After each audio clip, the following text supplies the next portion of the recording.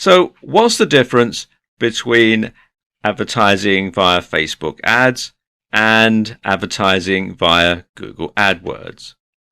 Well, there are certain similarities. First of all, both Facebook ads and Google AdWords are pay-per-click or PPC. At least Facebook does have a PPC option.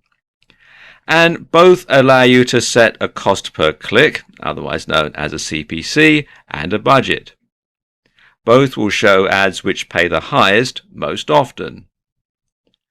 Both allow you some degree of targeting, and both have different ad types which enables you to match the ad to the target audience. But that's about where the similarity ends.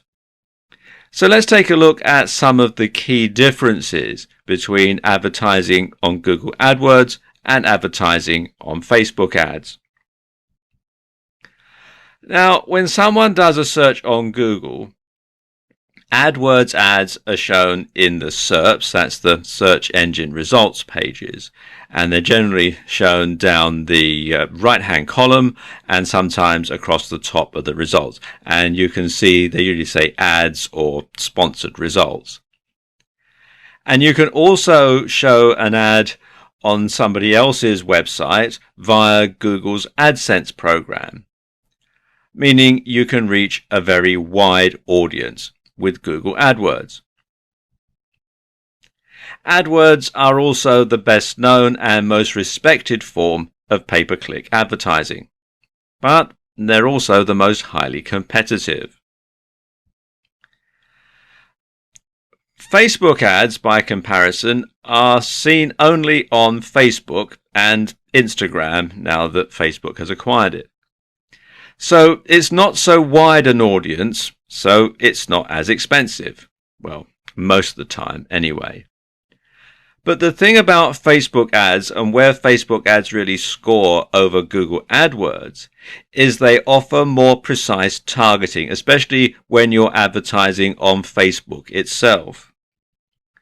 Now, let me give you an example of how this works. Let's say, for example, you have a store selling wedding dresses. You can set it up so that only women who list their status as being engaged and live within a certain distance of your bricks and mortar store are going to see that ad.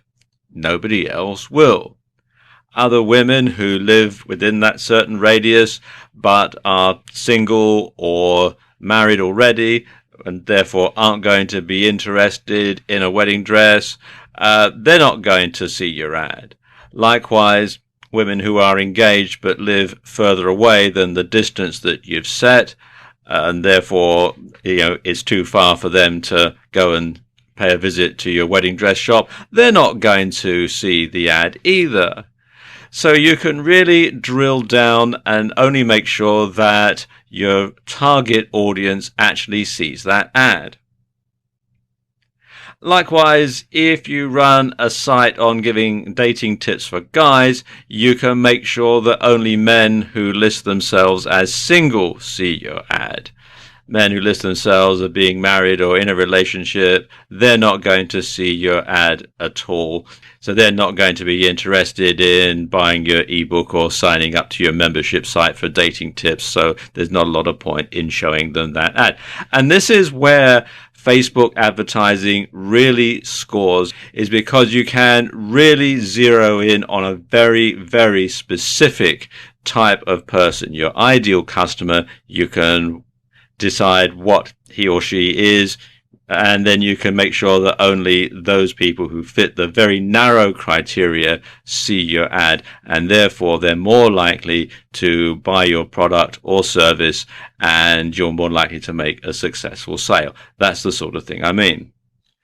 The biggest difference, though, is that when people do a search on Google and see an AdWords ad, they are actively looking for something. You go to Google, you type in your search term, and you're looking to find something, and you see the result, and you see the AdWords ad. Now, people come to Facebook to connect with friends and not specifically to buy products or services. You must therefore use your Facebook ad to create a demand, not just satisfy it. And that's the biggest difference. So you really need a different type of advertising strategy when you're advertising on Facebook compared to advertising on Google AdWords.